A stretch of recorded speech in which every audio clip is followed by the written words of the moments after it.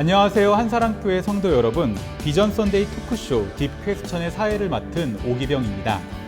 비전 선데이는 한사랑교회가 선교적 교회임을 다시금 확인하고 어떻게 선교적 삶을 살아야 할지를 결단하는 신앙의 축제와도 같은 기간입니다. 특히 오늘 펼쳐질 딥 퀘스천은 성도들이 정말 궁금해하는 다양한 질문들을 2월 한 달간 말씀으로 기도로 한사랑교회를 섬겨주실 이 네 분의 목사님들, 선교사님과 함께 직접 질문에 답을 찾아가는 시간인데요. 그럼 이 시간을 채워주실 목사님과 선교사님들을 소개해 보겠습니다. 먼저 조쌤 선교사님부터 돌아가면서 인사와 소개 부탁드립니다. 네, 안녕하세요. 인터서브 코리아라고 하는 타문화 선교단체의 대표로 일하고 있는 조쌤 선교사입니다. 반갑습니다. 네, 반갑습니다. 저는 2007년부터 2017년까지 키르기스탄에서 선교하고 돌아왔고요. 지금은 키르기스탄 유학생들과 함께 지내면서 재미있게 잘 지내고 또 최근에 섬기며 사는 교회를 개척하였습니다. 문혜정입니다. 안녕하세요. 저는 경북 의성에서 올라왔습니다. 거기 보나콤이라는 공동체에 속해 있는데 저는 농사도 짓고요. 또 집도 짓는 좀 특별한, 좀 희한한 사람입니다. 만나서 반갑습니다. 네, 안녕하세요. 저는 한사랑교회를 담임 목사로 섬기고 있는 황성수입니다. 반갑습니다. 네, 네 분의 패널분들 귀한 발걸음 해주셔서 정말 감사드립니다. 이번 비전 선데이의 주제가 일상에서 시작된 하나님의 선교인데요. 사실 요즘처럼 일상이 이렇게 귀하게 또 의미 있게 다가오는 단어였던 적이 없는 것 같아요. 혹시 황성수 목사님께서 생각하시기에 일상을 어떤 막연한 의미에서의 의미보다 어떤 성경적인 의미로서 설명해 주실 수 있는 부분이 있을까요? 그럼요. 우리의 일상은 일단 하나님께서 우리에게 주신 거기 때문에 하나님의 것이고 또 우리 보고 잘 쓰라고 주신 선물이니까 우리가 잘 사용을 해야 되겠죠. 저는 아무래도 목사로서의 일상이 좀 있는 것 같아요. 그래서 제가 성도들에게 보여주는 모습이 있지만 그렇지 않은 저의 잔잔한 가족과 친구와 여러 가지에서 이렇게 지나가는 모든 시간들, 이게 다 일상이고 하나님께서 주신 거죠. 그럼 혹시 목사님 보시기에 이건 나에게 정말 귀한 일상이다 혹은 귀중하지 않은 일상이라는 게 있나요? 아니면은 모두 다 목사님께는 다 귀한 일상이 될 수 있을까요? 다 귀중하죠. 전부 귀중하고요. 뭐 아침에 일어나서 밤에 잠 잘 때까지, 심지어 잠자는 그 시간까지도 저에게는 너무나도 소중한 시간들이죠. 혹시 그럼 조샘 선교사님이 생각하시는 일상은 어떤 의미인지 좀 여쭤봐도 될까요? 네, 선교적으로 보자면은 선교를 복음을 증거한다라고 했을 때에 과거에는 크리스찬들이 모여 있는 공동체의 사람들을 초대함으로써 복음이 무엇인지를 보여주려고 했었어요. 그런데 타문화권에서도 그렇고 여기서도 그렇고 더 이상 기독교인들이 모여 있는 곳에 오는 것은 어렵습니다. 근데 그들과 함께 같이 보내는 공간, 그것이 일상입니다. 그 사람들도 하고 우리도 하는 거, 먹고 사는 일들, 경제 활동들, 쉬는 것, 그 가운데서 복음을 증거하는 방법들을 찾는 거죠. 그럼 일상이란 거는 비그리스도인과 그리스도인의 그런 큰 차이가 없이 그냥 모두가 공유할 수 있는 그 모든 부분이 일상이라고 볼 수 있는 거네요. 그럼요. 그곳에 하나님이 계시죠. 네. 좋은 이야기네요. 네. 감사합니다. 그러면 본격적으로 일상에서 시작된 하나님의 선교를 알아가기 위한 딥 캐스천을 시작해 보도록 하겠습니다. 오늘 여러 가지 질문들이 정말 준비되어 있고요. 각 질문들에 대해서 목사님과 선교사님들께서 생각들을 가감없이 나눠주시면 됩니다. 그러면 첫 번째 질문을 들어보도록 하겠습니다. 네, 안녕하세요. 하민성 청년입니다. 네, 요새 코로나 시대에 크리스찬 청년으로 살아가는 게 점점 더 힘들어지고 있는데요. 뉴스에서도 기독교 관련된 부정적인 소식들이 계속 쏟아지고 있어가지고 제가 교회 다닌다고 하면은 사람들이 색안경을 끼고 보는 경우가 되게 많아졌어요. 근데 그런 뉴스에서 나오고 이슈되고 있는 단체들과 제가 지금 다니고 있는 교회가 어떻게 다른지 그들에게 현명하게 설명할 수 있는 방법이 혹시 있을까요? 요즘 크리스천들이 정말 많이 하는 고민이고요. 저 역시 직장에서 유사한 질문을 좀 받아본 적이 있습니다. 강동진 목사님, 혹시 목사님이 보시기에 지금 이 질문자의 얘기처럼 미디어에서 나오는 그런 단체들과 저희가 어떻게 다른지, 혹은 더 나아가서 기독교에 대한 편견을 가진 사람들에게 저희가 어떻게 다가갈 수 있을지를 좀 설명해 주실 수 있으실까요? 저는 굳이 설명하고 다르다라고 말하는 것 자체가 구차하다라고 생각해요. 구차하지 않겠다? 네, 오히려 정말 미안하다라고 말해야 되는 거 아닌가. 우리 기독교가 사실 넓게 보면 기독교이지 않겠습니까? 네. 우리 예를 들어서 뭐 무슬림 사회에서 시아파와 수니파가 싸우는 거에 대해서 저 사람들은 우리는 수니야, 우리는 시아야 라고 말하더라도 우리한테 그게 별로 의미가 없잖아요. 그렇죠. 그냥 넓은 의미에서 그냥 무슬림들인 거죠. 그 사람들이 인터콥이든 신천지든 관계없이 다 기독교인으로 보여지거든요. 그래 본다면 이 초법적인, 탈법적인 일들을 행함으로 인해서 욕을 먹고 있는 이 시대에 우리가 정말 잘못했다. 우리가 라고 말해주는 것이 우리도 만든 거 아닌가라고 생각이 드네요. 맞는 것 같습니다. 그러면 조셉 선교사님 생각하시기에는 어떻게 이 시대를 좀 설명할 수 있을까요? 기독교인들이 나쁜 명성을 가졌던 일이 어제 오늘 일은 아니에요. 좋았던 적도 있고 나빴던 적도 있고, 특별히 초대교회 때 가장 안 좋은 명성이 있었던 거 아세요? 사람 고기를 먹는다, 피를 마신다, 또 남녀가 뒤섞여서 뭐 안 좋은 일들을 한다, 뭐 여러 가지 얘기들이 돌아다녔어요. 그런데 크리스찬들이 진정성이 있어질 때에 그런 소문들은 시간이 지나면서 없어졌거든요. 저는 이단과 우리와의 다른 점들을 말로 설명할 것이 아니라 실제로 복음이 내 삶에 어떠한 능력이 있는지, 그리고 정말 그것이 나에게 얼마나 귀한지가 스스로에게 진정성이 있어지면 사실은 남이 뭐라고 하든 이거를 안 살 수가 없어요. 이대로 계속 갑니다. 그러면 다른 사람들도 이해할 수 있게 될 거라고 생각을 합니다. 그러면 선교사님께서 말씀하시는 건 결국 기독교인, 우리 크리스천들이 변해야 된다를 말씀하시는 것 같은데, 혹시 좀 구체적으로 이렇게 했으면 좋겠다라고 구체적인 실천 방안을 좀 말씀 주실 수 있는 부분들이 있을까요? 네, 하나님의 마지막 계시이자 가장 완성된 계시가 예수 그리스도십니다. 복음서에 나타난 예수님의 모습들 우리가 읽고 따라가려고만 하면 사실은 그것으로 충분합니다. 네. 네, 아멘이 나오는 그런 선교사님의 답인 것 같습니다. 혹시 황성석 목사님 어떻게 생각하십니까? 제가 경험이 있어요. 제가 2001년에 미국에서 살고 있었는데 그때 911이 터졌죠. 그 일 이후로 자기가 무슬림이라고 생각하거나 무슬림과 비슷하다고 생각하는 사람들은 길거리에서 다 숨어버렸어요. 왜냐하면은 비슷하다라고 생각하는 사람은 전부 다 잡아가지고 뭐 해코지를 할 수도 있었고 그랬었으니까, 비행기에 누가 좀 이상한 사람만 타도 터번만 둘러도 그때 막 이상했었거든요. 지금 한국 사람들이 우리 기독교인들을 다 그렇게 보고 있을 거예요. 아마 우리가 무슨 설명을 해도 저놈들은 다 똑같아 라고 생각을 하겠죠. 그런 부분 때문에 초대교회에 아폴로지스트라는 사람들이 있었어요. 변증가라고 하죠. 우리가 아는 뭐 오리겐이라든지 저스틴 마터라든지 아니면은 클레멘트라는 사람들이 기독교를 계속 변호를 했어요. 근데 그 말 때문에 기독교에 대한 탄압이 없어졌느냐? 아니거든요. 삶이었어요. 결국에는 기독교인들이 끊임없이 가난한 자를 돕고 병든 자를 섬기고 그랬을 때 사람들의 생각이 바뀌었지, 말로는 해결이 안 될 게 분명합니다. 세 분의 목사님과 선교사님이 말씀하신 부분이 되게 일맥상통한 것 같아요. 결국에는 그리스도인들이 어떻게 사는지에 따라서 그게 바뀐다는 것 같은데, 마지막으로 모내정 목사님이 보시기에는 어떻게 좀? 네, 뭐 같은 맥락인 것 같은데요. 그냥 제가 한 케이스를 좀 이야기하고 싶은데, 제가 아는 어떤 여자 집사님이 계세요. 근데 이제 이분이 그런 말씀을 하셨어요. 이제 동네 아주머니들하고 이렇게 좀 이야기를 하면서 아주머니들끼리 이제 모여서 수다를 이렇게 떠셨겠죠.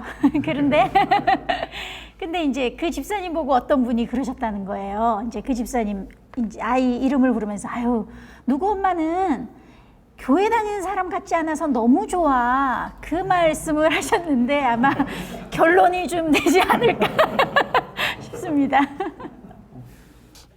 결론이 좀 찝찝하게 나는 것 같아서 그렇지. 그러면 저희는 아무튼 교회 다니는 사람, 또 진짜 온전한 그리스도인처럼 사는 게 오히려 이제 우리에 대해서 편견을 가진 사람들에게 좀 더 그 사람들의 인식을 변화시켜주고 또 사회를 변화시킬 수 있는 그런 모습인 것 같네요. 예, 좋은 말씀 감사합니다. 저희가 이 말씀 나눠주신 것들을 아마 이 영상을 보는 그 모든 성도님들 그리고 청년들 또 어르신들께서 각자의 삶에서 어떻게 녹여내실지를 아마 고민하실 것 같고요. 그러면 첫 번째 질문은 이쯤에서 마무리하고 두 번째 딥 퀘스천 질문을 한번 받아보겠습니다. 안녕하세요. 국외 선교부장 조영철 장로입니다. 코로나19 시대에 선교에도 변화가 있어야 한다고 생각됩니다. 선한 영향력을 주어야 할 교회가 선교단체의 집단 감염 등 사회의 지탄을 받는 일이 나타나는데, 그렇다면 어떤 방법으로 선교를 준비하고 진행해야 할까요? 방금 주신 질문은 어떻게 보면 첫 번째 질문보다 더 한 발짝 더 나간 질문인 것 같은데요. 과연 이 코비드 시대에 또 기독교가 많은 뉴스나 언론으로부터 지탄을 받고 있는 시대에 과연 선교가 가능한지, 또 선교를 하게 되면 어떤 모습으로 저희가 해야 되는지를 좀 여쭤보신 것 같습니다. 조샘 선교사님께서는 이 시대 저희가 어떤 식으로 선교를 해야 된다고 생각하십니까? 사실은 코비드 시대가 새로운 일을 일으킨다기보다는 코비드 전에 이런 것이 앞으로 진행될 거라는 것이 전부 가속화되는 것 같아요. 모든 분야에서.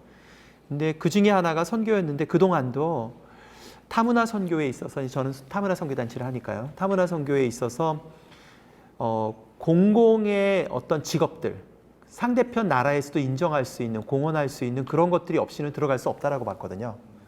또 비즈니스라든가 아니면 교사라든가. 근데 그게 가속화되고 있어요. 여전히 그런 공간들은 굉장히 넓고 열려 있어요. 갈 수 있습니다. 다만 이제 종교적인 일로 하는 것은 닫혀 있는 거죠. 그 면에서는 여전히 열려 있다고 봅니다. 네. 그러면은 뭐 코비드 때문에 그게 선교적인 부분에서 크게 전과 다르진 않다. 오히려 우리가 기존에 하던 것들을 계속 연장해서 할 수 있다 정도로 이해하면 될까요?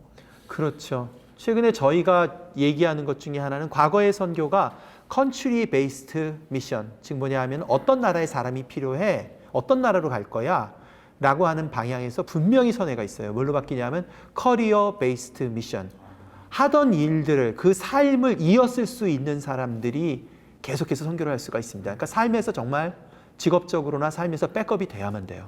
그러면 계속 할 수 있습니다. 다양한 곳에서 일할 수 있어요. 선교사님 말씀 결국 핑계대지 말아라 같은 거네요.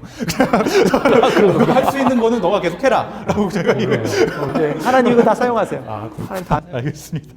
강동진 목사님께서는 혹시 어떻게 생각하십니까? 저는 선교가 선교사들이 하는 일이 아니고 하나님 일이다 라고 생각해요. 그래서 하나님께서는 여전히 코비드 상황에서 또 역사하시고 하나님의 특별한 방법으로 또 선교를 해 나가신다고 저는 믿거든요. 온라인상에서 예를 들어서 무슬림 지역에서 공산사회에서 온라인 모임에 더 많은 사람들이 접속하면서 더 많은 사람들이 예수를 믿기 시작한 이야기들을 계속 듣고 있어요.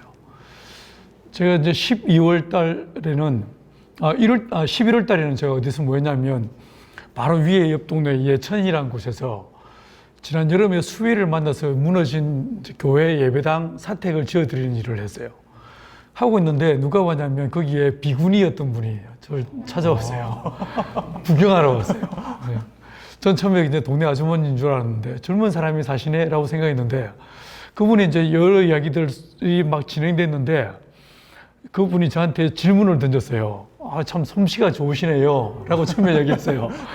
며칠 지난 다음에 목사라며요 라고 했어요. 그 다음에 이제 전 그분이 여전히 비군인 줄 몰랐고, 이제 제가 뭐라고 했냐면, 우리 스승님은 훨씬 더 솜씨가 좋으시다 라고 했고, 이제 그분한테 제가 조심스럽게 예수에 대해서 설명을 했어요. 나의 스승이신 예수님을. 나중에는 그분이 이제 그분한테 제가 단도직입적으로 복음을 설명하고 교회를 나와보세요. 당신의 인생도 결국 주님의 손에 달렸습니다 라고 얘기했는데, 그분이 그 다음 주에 교회를 나왔어요. 그래서 뭐 지금도 주님은 살아 역사하신다. 예, 그리고 아까 이제 우리 조 선교사님 이야기에 이어서 진행해 보면 우리의 경험, 우리의 전문성, 그것이 적절한 장소에서 사람들과 접촉하게 되면 이게 아주 놀라운 결과들을 빚을 수 있다라고 생각합니다. 하나님은 여전히 일하신다. 코로나 시대에도 일하셨던 하나님은 당연히 코로나 전도 일하시고 계시니까 어떻게 보면은 다 그 하나님 계획 안에 있으니 그것에 저희가 선교를 연장시킬 수 있을 것 같다는 답변으로 들립니다. 문혜정 목사님께서는 혹시 어떻게 이 질문에 대해서 답해 주실 수 있으실까요? 예, 뭐 답변들을 다 너무 잘하셔가지고 지금 제가 생각하기에는 이제 이 코비드 시대가 복음 전하기 다 어렵다, 선교하기 어렵다 이렇게 이야기를 하잖아요. 그러면 그렇게 따지고 보면 우리 모두가 지금 다 선교지에 살고 있는 것 같아요. 제가 이제 10년 동안 그 이제 무슬림들이 있는 곳에서 무슬림들하고 10년을 살았거든요. 그때 이제 제가 자유롭게 전도하지 못했어요. 그래서 제가 한 거는 이제 예, 밥해 먹이면서 이제 이 사람들하고 같이 놀고 이제 이야기하고 그렇게 지내왔었는데, 그러니까 지금처럼 이렇게 자유롭게 우리가 복음을 전하지 못한다고 한다면 결국은 우리 삶으로 보여줄 수밖에 없는 거거든요. 그러니까 아까 우리 조쌤 대표님도 말씀하셨지만은 뭐 자기가 잘하는 것 가지고 그렇게 보여주는 건데, 조금 더 쉽게 이야기하자면 우리가 세상과 좀 반대 정신으로 살아야 되지 않을까. 세상 사람들은 이렇게 하니까 우리도 이렇게 하는 게 아니라 세상 사람들은 이렇게 하지만 우리는 이렇게 한다. 그 반대 정신으로. 그래서 제가 이제 한 이야기를 드리고 싶은 거는 그 마틴 루터 킹 목사님께서 그 사마리아인 비유 해석을 제가 굉장히 좀 그 감동 있게 그 책을 읽었는데, 그분은 이렇게 하세요. 제사장과 레위인이 강도 만난 자를 보고 지나갈 때 이 사람들은 그렇게 생각했다는 거죠. 내가 저 사람들, 저 강도 만난 사람 도와주면 나한테 무슨 일이 생기지 않을까? 그런데 사마리아인은 어떻게 생각했냐면 그 강도 만난 자를 보고 내가 저 사람을 도와주지 않으면 저 사람은 어떻게 될까? 네, 접근 자체가 다른 거죠. 그래서 이 코비드 시대에는 우리가 좀 이기적인 삶에서 이타적인 삶으로 바꾸어지는 그런 삶을 살아야 되지 않을까 생각합니다. 이기적인 삶에서 이타적인 삶이라는 그 한 문장 안에 상당히 많은 진리들이 숨어 있는 것 같은 느낌이 듭니다. 마지막으로 황성수 목사님께서는 어떻게 생각하십니까? 저는 요즘 굉장히 많은 것들을 배우고 있어요. 제가 이제 뭐 미얀마나 뭐 인도나 아니면 많은 나라들을 다니면서 그곳에 사는 크리스찬들이 어떤 식으로 신앙생활을 하는지 요즘 좀 배우고 있어요. 욕먹고 배척당하고 하는 그런 느낌들이 예전에는 그냥 선교사들이 알아서 다 해주고 그쪽 성도들이 알아서 믿음 가지고 열심히 살면 되는 거라 생각했는데, 이제는 이게 우리 문제가 되니까 선교에 대해서 조금 더 깊은 이해가 있게 되었고요. 그리고 요즘 이제 우리가 좀 이렇게 창피한 그런 일들 때문에 부끄럽다, 욕먹는다 이런 게 있었는데, 지난 2000년 우리 기독교 역사를 보면요, 이거보다 훨씬 더 부끄러운 일들 많이 있었어요. 십자군 전쟁이라든지, 그래서 뭐 마을 하나를 쓸어버리는 일들도 있었고, 예전에 뭐 면죄부를 판매한다든지 탐욕적인 여러 가지 일들 다 있었어요. 그렇다고 교회 선교가 멈췄느냐? 아니거든요. 창피한 거는 우리지 복음이 아니에요. 우리는 복음을 부끄러워할 수 없기 때문에 계속해서 복음을 전해야 되고 선교를 해야죠. 그래서 선교 못하면 뭐 할 건데요? 그게 교회의 존재 목적 자체가 선교지, 선교는 교회가 하는 여러 가지 일 가운데 하나가 아니거든요. 그러니까 선교는 계속 진행돼야 돼요. 감사합니다. 패널분들의 답변을 들어보니 선교가 그렇게 멀리 있는 것이 아니라 바로 앞에서부터 실천하고 제가 지금 그리스도인의 삶을 잘 살고 있다면 그것을 그대로 유지를 하면 또 되는 그런 문제인 것 같습니다. 그러면 두 번째 질문은 여기까지 마무리를 하고 다음 세 번째 딥 퀘스천 한번 들어보도록 하겠습니다. 안녕하세요. 국외 선교부를 섬기는 김주화 집사라고 합니다. 코로나19로 인하여 온라인 예배로 예배를 드리고 있습니다. 시간과 공간을 넘어선 예배의 다양성에 개인과 하나님을 이어줄 선택의 폭은 넓어진 것 같습니다. 하지만 시간이 지날수록 신앙의 깊이는 자꾸 옅어지는 나를 보게 됩니다. 온라인 예배를 어떻게 드려야 할지, 그리고 온라인 시대의 성례전은 어떻게 이해해야 할지 질문드립니다. 이거는 거의 일상이 되었죠. 저희에게 이제 온라인 예배라는 거는 저는 이 한사랑교회에서 우리 교회를 처음 방문하는 청년들을 맞이하는 새가족 팀에서 지금 있는데요. 작년에 온라인과 대면 예배가 번갈아 드려지면서 신기하게도 새신자들의 방문은 그렇게 줄지 않았어요. 새신자들의 방문은 그렇게 줄지 않았는데 오히려 기존 청년들의 예배 참석률과 예배 집중도가 좀 낮아지는 게 느껴지더라고요. 그러면은 저희가 이런 상황에서 크리스천들이 온라인 예배를 어떻게 바라봐야 할지, 그리고 온라인 시대에서 저희가 성례전을 어떻게 이해할 수 있을지 먼저 황성수 목사님께 답변을 좀 요청드리겠습니다. 아까 그 질문 가운데 좀 엷어진다라는 네. 그런 표현을 쓰셨는데 제가 생각해 보니까 저는 넓어진다라는 표현이 어떨까라는 생각이 들어요. 엷어진다보다 네. 넓어진다. 제가 미국에 살 때 들었던 속담 가운데 하나가 깊이 파고 싶으면 넓게 시작해라라는 이 이야기가 있더라고요. 때로는 우리가 깊은 신앙을 가지기 위해서는 좀 굉장히 널리 볼 필요가 있어요. 요즘 좀 그런 상황이 있고, 그래서 우리 성도들 가운데 보니까 제 설교만 듣지 않으시더라고요. 저는 그거 나쁘다라고 이야기하지 않아요. 널리 볼 수 있으면 그것도 참 좋겠다라고 생각을 하고요. 아마 성례전에 관련돼서는 지난번에 우리가 온라인으로 성만찬을 했기 때문에 아직도 그게 마음에 이렇게 앙금처럼 퀘스천이 남아있을 분들이 있겠다 생각을 해요. 저는 이제 기본적으로 성례전이라는 것은 보이지 않는 하나님의 은혜에 대한 보이는 상징이다라는 표현을 자주 씁니다. 그리고 그것이 어떻게 행해지느냐에 대한 방법론 자체는 우리가 어느 정도는 선택할 수 있다라고 생각을 해요. 물론 이게 누구나 다 할 수 있다라고 생각하는 순간 다이아몬드도 너무 많으면 소중하지 않을 거예요. 이 성례준도 어느 정도 이렇게 틀을 잡아 놓는 것이 그래서 소중함을 느끼는데 굉장히 좀 필요하고요. 제가 이제 공부했던 것 가운데 하나가 아주 굉장히 오래된 이야기지만 어거스틴이 살고 있는 그 5세기에서 이제 6세기 넘어가는 그 시절에 그 도나티스트 논쟁에서 나왔던 이야기가 하나 있어요.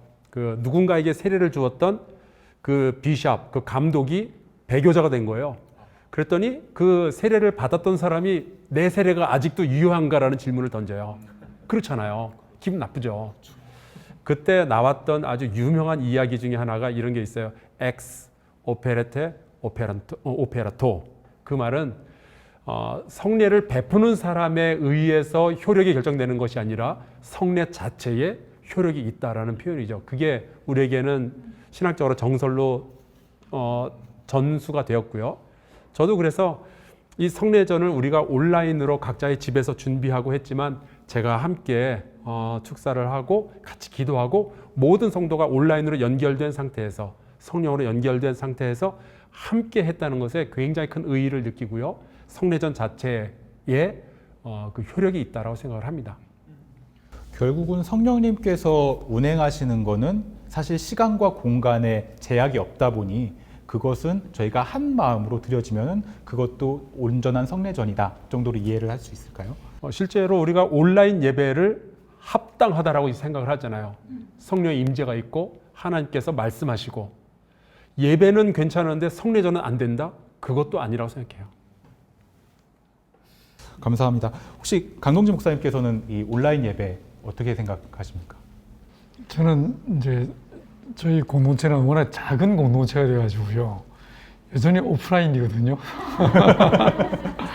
그래서 작은 공동체의 장점일 수도 있는데, 근데 저는 이제 현재 한국 교회의 이 비대면 예배가 일상화되는 이 상황들 속에서 아까 질문하신 대로 믿음이 옅어지는 듯한 느낌을 받는다라고 하셨는데, 제가 생각할 때 앞으로 미래는 이런 일들이 더 비일비재하게 일어날 것이다. 더 많은 핍박의 상황 혹은 더 많은 어려움의 상황, 예배를 제대로 할 수 없는 상황들이 더 많이 주어지게 될 거다라고 생각이 돼요. 그런데 생각을 해보시면 중국 교회가 핍박 가운데 교회가 무너지고 예배가 다 폐해지고 성경은 불태워지고 아무것도 없게 되었을 때 중국 교회가 끝났는가? 없어졌는가? 오히려 그 고난과 핍박의 상황 속에서 중국 교회는 100배, 1000배 성장하거든요. 오히려 이 어려움의 시간을 통해서 마치 농부가 키질할 때 쭉쭉이는 날아가고 알곡이 모여지는 것처럼 오히려 그 어려움 속에서 기독교 안에 있는 생명력의 그 힘, 생명력이 더 드러남으로 인해서 복음의 본질에 충실한 기독교인들이 더 많아질 수 있다라고 나는 이해합니다. 두 번째로요, 생각을 해보시면 아브라함은 주일 성수라는 개념 자체가 없었어요. 그죠? 항상 궁금했습니다. 네. 아브라함은 주일 성수를 했나? 바울은 했나? 항상 궁금했거든요. 그 다음에 교회가 있었나? 당연히 네. 없었죠. 성경이 있었을까요? 당연히 없었죠. 근데 그는 주님과 동의하는 사람이었거든요. 그래서 가장 근본적인 이런 제도와 조직과 시스템에 의해서 피동적으로 지배받던 우리의 신앙이 이 비대면 예배를 통해서 하나님과 직면할 수 있는 이런 어떤 기회들이 제공되어지고, 그래서 정말 살아있는 믿음을 경험할 수 있는 기회들이 우리 성도들에게 주어졌으면 좋겠다라고 생각합니다. 그러면 오히려 지금의 시기가 위기가 아니라 기회일 수도 있는 거네요. 네. 목사님 말씀대로 하면. 혹시 조셉 선교사님은 어떻게 생각하십니까? 저는 원래 대학에서 경영학을 가르쳤었잖아요. 그런데 사실은 이 얘기가 경영학 교육 쪽에서는 이미 굉장히 많이 진행됐던 얘기예요. 두 가지 큰 흐름인데요. 하나는 온라인으로 가고요. 두 번째는 피어 러닝이에요. 피어 러닝이라는 건 뭐냐면 서로 간에 얘기를 나누면서 성장하는 건데요. 그거를 그전부터 계속 했었어요. 경영학 쪽은 완벽하게 준비됐죠. 그 반대되는 개념은 뭐냐면요. 오프라인에서 탁월한 교수가 일방적으로 가리키는 것이 효과 없다는 거예요. 그래서 그거 계속 준비해 왔거든요. MBA 쪽은 지금 거의 다 그렇게 돌아갑니다. 근데 이번 계기를 통해서 빨리 진행되고 있죠. 사실 우리 좀 배울 필요가 있습니다. 현대인들이요, 더 이상 일방적으로 교육받는 거 원치 않고요. 또 자기와 관련 없는 얘기를 듣고 싶어 하지 않아요. 그 해결하는 방법? 작은 그룹으로 서로 얘기를 나누고요. 목회자의 역할이 티칭이 아니라 코칭으로 바뀌어야 됩니다. 사실 그거 경영학 쪽에서는 이미 진행됐어요. 결국 중요한 것은 어떻게 예수 그리스도가 드러나고 그들 가운데 우리가 함께 모였을 때 마음이 뜨겁지 않더냐. 우리가 나누고 함께 기도할 때 성령님 일하십니다. 세례 받기 전에도 일하세요. 근데 그것들을 경험할 필요가 있죠. 조금만 바꿔도 많이 달라져요. 그러면 거기에 적응해야 되거든요. 일단 마이크부터 좀 바꾸세요. 아니, 돈 좀 투자하세요. 확 달라집니다. 분위기가 피로도가 확 줄어요. 그리고 한 사람이 얘기하는 시간을 대폭 줄이고 룰을 정해서 시간 재놓고서 3분 이상 말하지 마 하고서 가는 겁니다. 그리고 중간에 잠깐 멈춰서 기도하고, 그것만 해도요 정말 성령님 일하십니다. 마음을 움직이세요. 네. 그러면은 결국은 형식이 아니라 정말 그 안에 어떻게 역사하신 하나님을 직접 경험하는지가 중요하다는 세 분의 공통적인 이야기인 것 같습니다. 답변을 들으면서 온라인 예배를 바라보고 있는 저의 마음을 좀 다시 한번 되돌아볼 수 있는 기회가 되었는데요. 그러면 이제 다음 네 번째 질문을 한번 보다 볼 텐데요. 네 번째 딥 퀘스천 들어보도록 하겠습니다. 안녕하세요. 저는 한사랑교회 김두영 전도사입니다. 오프라인 시대에, 대면 시대에는 이웃사랑 실천을 가정으로, 직장으로, 학교로 다니면서 힘들어하는 분들을 안아주기도 하고 손을 잡아주기도 하고 격려해드리면 그분들이 정말 힘을 얻고 용기를 얻고 신앙으로 다시 일어서는 것을 볼 때 저희들은 큰 기쁨을 느끼고 보람을 느꼈거든요. 근데 지금 그것을 할 수 없어서 저희들은 너무 힘듭니다. 온라인 시대에, 비대면 시대를 살아가는 우리에게 이웃사랑을 실천하는 것이 있다면 어떤 것이 있을까요?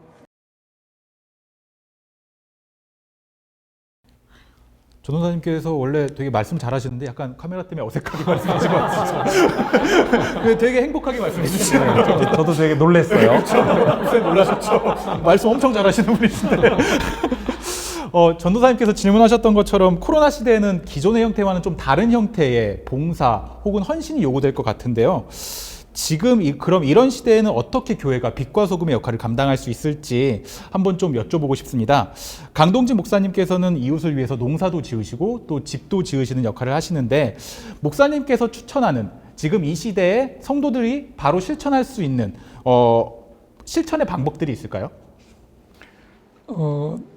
너무 뭐 그런 답들은 좀 재미없는 답도 같고요. 저희 사례들을 몇 가지 말씀드리면 아, 네, 좋습니다. 저희는 이제 2년 전에 은퇴 선교사들, 은퇴한 다음에 오도갈 데 없는 주거지가 확정돼 있지 않은 선교사님들을 이야기를 듣고 어떻게 할까 고민하다가 집을 지어드렸어요.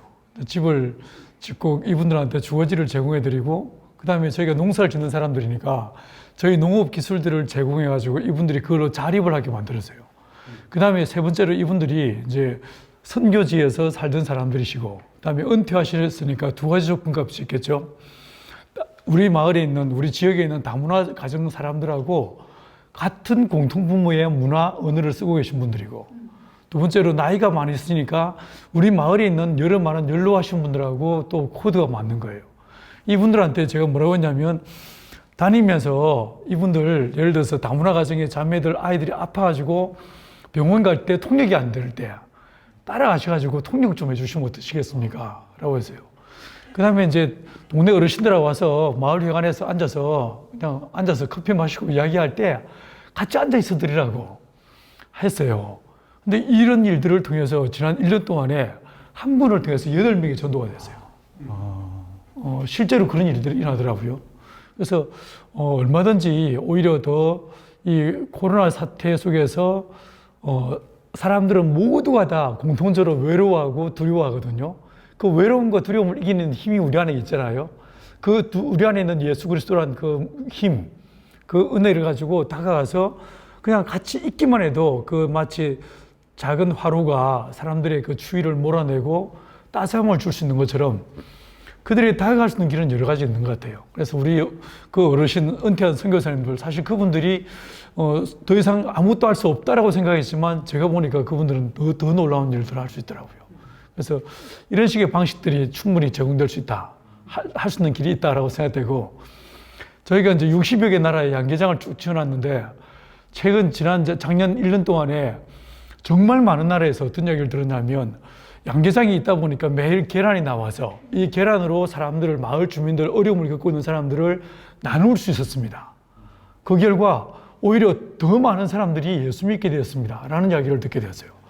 그 계란을 하다 보니까 나도 먹고 사는데 딴 사람들도 먹여 살릴 수 있었어요 라고 하는 이야기들을 아프리카에서, 아시아에서 정말 많은 피드백을 들을 수 있었어요. 그래서 우리가 믿는 예수님은 말씀이 육신되어 이 땅에 오신 분이거든요. 그러면 이 코로나 사태에 어떻게 누군가를 섬길 것인가에 대한 답은 그 주님 안에 있다고 생각돼요. 그 말씀 육신 되신 예수님처럼 내가 이미 배워서 알고 있는 그 내용들을 내 삶으로 실현하면 거기서 답이 있을 것이다 라고 생각됩니다. 너무 좋은 말씀 감사합니다. 그러면 문혜정 목사님께서도 아까 밥 얘기를 하셨는데 해주시고 싶으신 얘기가 있으실 것 같은데 혹시 어떤 얘기를 해주실 수 있을까요? 네, 그러니까 오프라인으로 만날 수 없으면 온라인으로 만나면 되죠. 그런데 이제 젊은 사람들은 문제가 없는 것 같고요.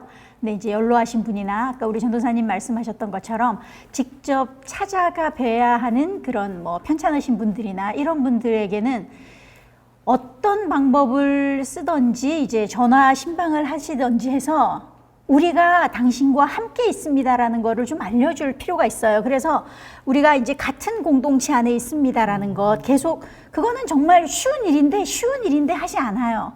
전화하는 거 정말 쉬운데 이 쉬운 일을 사람들이 하지 않아요. 하면 되는데. 그죠? 그래서 이제 우리가 당신과 함께 있습니다라는 거를 알려주는 거죠. 이제 최근에 저희 그 선교단체에서 너무 기쁜 소식을 저한테 이제 보냈는데, 그 어떤 분이 유기농 생리대를 굉장히 많이 기증을 해주셨어요. 그래서 이제 제가 그 키리기스 유학생들하고 이제 지내니까, 그래서 와, 이거 너무 좋다. 근데 제가 지금 하고 있는 이 러브나근에 속한 아이들은 서울 지역에 있는 학생들만 제가 커버를 하고 있거든요. 왜냐하면 제가 지방 뭐 제주도까지 갈 수는 없으니까. 그런데 지금 학생들은 제주도, 전주, 대구, 뭐 천안 뭐 다 흩어져 있어요. 근데 이 유기농 생리대를 탁 받았는데, 와, 이거다. 이거 이번에 얘네들한테 보내주면 너무 좋겠다. 그래서 정말 전부 다 박스 포장을 해가지고 전국에 26명의 학생에게 제가 이걸 정말 차에 다 실어가지고 체국 가서 이제 보내줬어요. 그랬더니 이 받은 학생들의 이 기쁨이요. 제가 상상하는 거 이상이었어요. 아이들이 얼마나 기뻐하는지. 근데 이거 쉬워요. 어렵지 않은 일이거든요. 그러니까 이런 조그마한 일들. 그러니까 뭐 책 한 권을 선물로 보낸다든지 내가 당신과 함께 있습니다.